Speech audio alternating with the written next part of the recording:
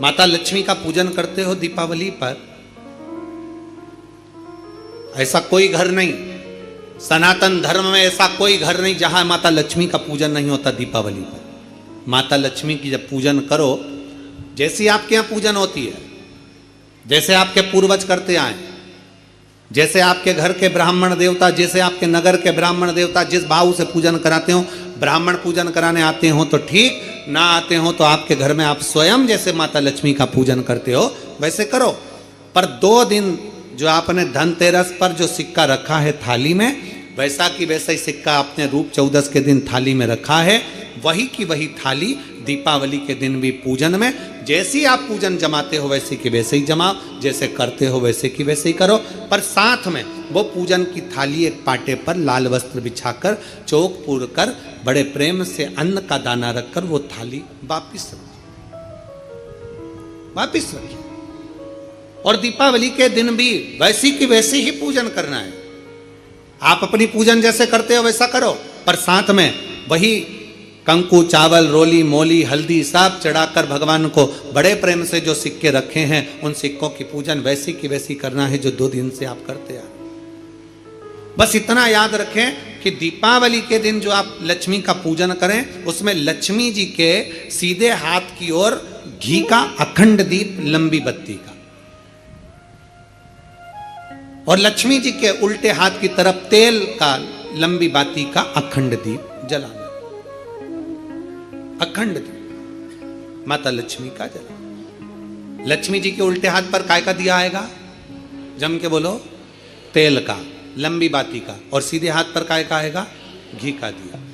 दोनों दीप अखंड जलाना है, जो रात्रि को जलें सुबह तक वो जलते रहें, ऐसा दीप पर ध्यान देना है। और माता लक्ष्मी की पूजन कर कर जो सिक्के आपने रखे हैं उस पर 5 या 7 कमलगट्टे, हल्दी की गठान, अमरबेल के टुकड़े। पर इस पूजन में आपको हरी मूंग, खड़ी जो मूंग आती है हरी, उसको भी थोड़ा सा समर्पित करना है, और खड़ा धना और गुड़ की थोड़ी सी डली ये भी समर्पित करना।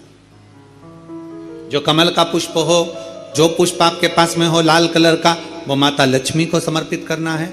चावल सफेद नहीं, पीले कलर कर भगवान माता लक्ष्मी को समर्पित करना है। हल्दी और कुंकु माता लक्ष्मी को समर्पित करना है, और माँ को भोग लगाकर बड़े प्रेम से माता की आरती कर कर, झोली पसार कर प्रणाम करना है। प्रणाम कर कर जब आप पूजन पूर्ण हो जाए, बड़े प्रेम से आनंद से आप लोग भोजन आदि सब करने के बाद में रात्रि का जो समय रहे, दीपावली की रात्रि का 11 बजे के बाद 11:30 से लेकर 12:30 के बीच में प्रयास करना कि किसी भी एक वृक्ष के नीचे, या तो पीपल या बेलपत्र या आंवला, किसी भी एक वृक्ष के नीचे रात्रि के समय पर जाकर एक दीप अवश्य लगाना घी का, और वापिस लौट कर आकर प्रयास करना कि कोई एक सिक्का, कोई भी 1 रुपया 2 रुपया, कोई भी घर में चारों तरफ घुमाने के बाद वो सिक्का अपनी अलमारी में, तिजोरी में या दुकान में जिसमें आप रख सकते हो उसको रखना। फिर अगले वर्ष आपसे बात करेंगे कि वो तिजोरी खाली तो नहीं हुई, बाबा ने भंडार भर कर रखा कि नहीं, उसने भरा कि ना भरा। प्रयास करें। लक्ष्मी पूजन का बस पूजन जैसे करते हो, आपके जैसे ब्राह्मण ने बता दिया, जैसे माता पिता ने बता दिया, जैसे पूर्वजों ने बता दिया, जैसे घर में करते आए हो वैसी की वैसी लक्ष्मी पूजन करो। ज्यादा ढोंग प्रपंच में नहीं पड़ना, किसी ने कहा ऐसा कर दो ना, किसी ने कहा वैसा कर दो ना। अपने आनंद के साथ आप लक्ष्मी की साधारण पूजन जैसे करते आए हो वैसे की वैसे करो। बस वो सिक्के की पूजन आपको 5 दिन तक करना है। तो दीपावली के दिन कौन सा दिन हो जाएगा? 3रा दिन पूर्ण हो जाएगा। फिर पड़वा के दिन का नियम, फिर दूज के दिन का नियम अभी अपन कथा में सुनेंगे। नियम से धारण कर कर माता लक्ष्मी का स्मरण करिए। चोल राजा माणिक मोती सोना चांदी हीरा पन्ना भगवान को समर्पित कर रहा, और विष्णुदास के पास में कुछ है नहीं। मंदिर में झाड़ू लगा देना, बुआरी लगा देना, शिवालय में जाकर शंकर जी को जल चढ़ा देना, नारायण के चरणों में जाकर तुलसी दल समर्पित कर देना।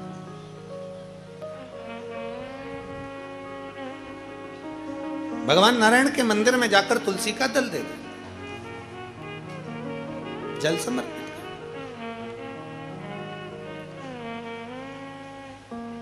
कार्तिक का महीना हो, दामोदर मास हो, प्रयास करो तुलसी के जड़ में, तुलसी के पौधे में जल अवश्य समर्पित करो। एक दीपदान तुलसी के पौधे से थोड़ा सा दूर अवश्य करना चाहिए। कई लोगों की आदत रहती है तुलसी के गमले में ही दिया रख देते हैं और तुलसा महारानी पूरी कुमला जाती है। अब तुम्हारी सास बैठी हो कुर्सी पर, उसकी साड़ी के पास में दिया धर दो, अच्छा लगेगा? बोलो, जम के बोलो जरा। नहीं लगेगा। क्या कहेगी वो? मुझे जलाएगी क्या? मुझ में आग लगाएगी क्या? थोड़ा दूरी रखिए।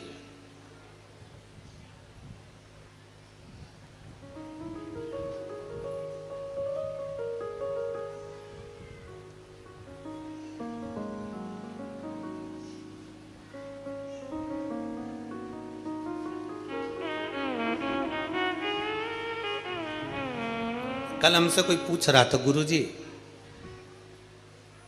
हम दीपावली पर दिए जलाते हैं, हम दीपावली पर अगरबत्ती जलाते हैं, हम दीपावली पर फटाके जलाते हैं, और कुछ जलाना हो तो बताओ। अब वो तो लोग हैं, कुछ भी पूछ सकते हैं, उनका मन। तो हमने भी कह दिया, एक काम करो, तुम्हारे आसपास के जितने तुमसे जलते हैं उनको बुला लो, कुछ जलाने की जरूरत ही नहीं पड़ेगी, वो खुद तुम्हारा घर देखकर चल के चले जाए। क्या जलाओगे? और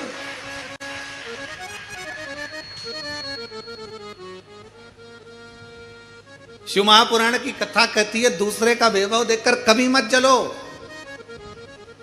बल्कि भगवान से प्रार्थना करो, बाबा ऐसी कृपा करना मेरे कुबेर भंडारी कि तू हमारे नगर, शहर, गांव, देश, प्रदेश और हमारा पूरा भारत देश उन्नति में आगे बढ़ता चले जाए, ऐसी कृपा करो। बाबा से प्रार्थना करो।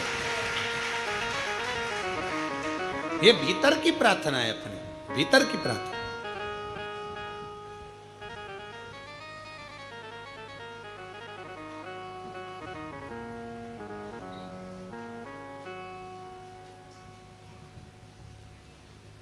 अब भगवान विष्णुदास का नियम था कि अपने नगर में जो शिवालय है, अपने नगर में जो भगवान विष्णु का मंदिर है, उसकी आराधना करना, उसकी पूजन करना, उसकी अर्चना करना। चोल राजा का नियम था अपने राज्य की रक्षा करना, धर्म का प्रचार करना, भगवान के मंदिर में जाकर माणिक मोती सोना चांदी हीरा पन्ना रोज प्रतिदिन भगवान नारायण के चरणों में और शंकर जी के चरणों में समर्पित करना।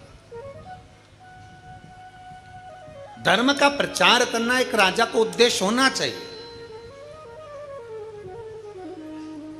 अभी हम जब